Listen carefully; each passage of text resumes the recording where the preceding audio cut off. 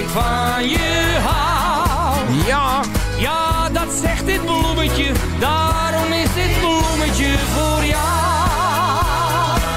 Elke week in jou een blomken voor Tonien die het verzinnen hier in Maartens Friesland. Dan is er altijd mensen voor op Jan en gelukkig mij weer altijd leuke mailtjes ontvangen. En zo kregen we ook een mailtje van Annalisa Frankes. Annalisa, goedemiddag.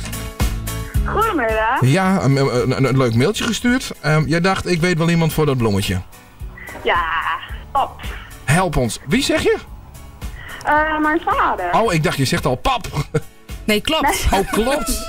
Ik denk al wel heel enthousiast. Je vader krijgt een bloemetje. Waarom krijgt jouw vader een bloemetje? Nou, omdat hij zelf best wel ernstig ziek is, want hij heeft een hersentumor. Ja. Maar hij staat nog steeds wel gewoon elke dag zo voor een ander klaar. En dat vind ik best knap van hem, want soms heeft hij ook wel eens van die dagen of nachten en slapen heel slecht. En dan is die andere dag zeg maar moe, maar hij doet nog wel gewoon van alles en zo. Ja. We hebben je gebeld in ieder geval, omdat we dat bloemetje natuurlijk uit gaan reiken. Waar woont je vader? In Westergeest. In Westergeest, oké. Ja. Nou, dan gaan wij schakelen met degene die het bloemetje vandaag gaat uitreiken. En dat is Sibrechta. Sibrechta, goedemiddag. Dag Bouke, kun je mij horen? Ja, ik kan je heel goed horen zelfs. Oh, prima. Ja, prima. techniek Nou, we van lopen door tegenwoordig. een zonovergoten Westergeest. En we worden al wel gespot. Maar ik denk niet door degene die het bloemetje gaat krijgen. Dus daar lopen we nu even naartoe. We zijn in onderwijs naar Jan Frankes. Dat is de man die het bloemetje krijgt deze week. Oh, daar zie ik iemand bij het hek. We worden verwelkomd door een hele lieve kokkerspaniel. Goedemiddag. Noeska heet de hond. Mogen we even binnenkomen? Zijn we hier helemaal goed? Nou, het wordt gelukkig bevestigd. Met een hele gehoorzame hond.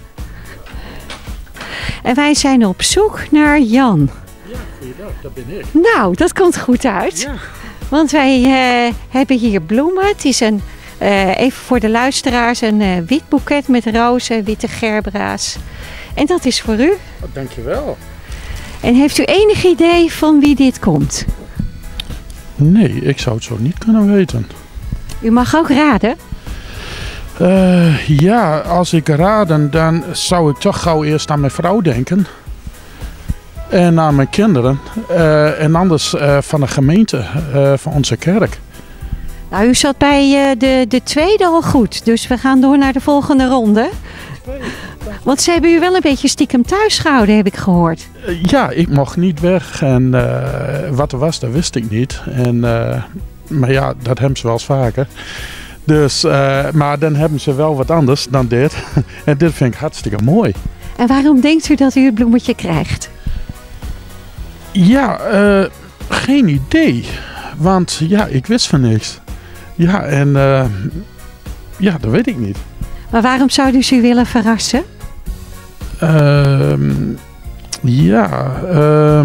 Ja, dat moet ik even nadenken. Nou, dat mag hoor. We hebben toch alle tijd, Bouke? Nou, valt mee hoor. Valt mee. Dat, omdat ik misschien veel voor ze doe. Nou, u zit helemaal in de goede richting. Okay. En uw dochter, een van uw dochters staat erbij hier. Één dochter. Oh, één dochter. Ja, dat is de enige dochter. Nou, die kunnen we er ook wel even bij vragen. Waarom krijg je vader het bloemetje? Nou, omdat je zelf wel ziek bent, maar je staat wel voor altijd voor iedereen klaar en dat vind ik wel knap. Ja. Dat doe ik graag voor jullie. Ja, dat weet ik. Dat weet ik. Dat vind ik juist wel knap. Omdat je soms ook wel eens heel moe bent. Ja, dat is zo. Dus ik heb een hersentumor en daar ben ik soms heel moe van. Maar ja, het leven gaat soms wel door. Dus, en dan moet je er soms wel eens even overheen zetten. Dus ja, en dan valt het niet altijd mee. En dat weten ze ook wel, maar ja, ik doe het altijd wel. Dus, en ik ben blij dat ze dat heel waardeert. Dit is ook wel een hele bijzondere manier om dan even je vader, nou ja, letterlijk en figuurlijk in het bloemetje te zetten. Ja, dat vind ik ook. Ja, ik had het nooit verwacht zo. Wel eens dat ze leuke dingen deden. Ze een keer een dagje weg organiseerden voor mij. Ook als ik een keer moeilijk had. Maar dit vind ik hartstikke leuk. Ja. Nou, dat is helemaal uit het hart gegeven. Ja, zeker. Ja. Ik vond dat je het wel verdiende. Dankjewel, Evert. Alsjeblieft.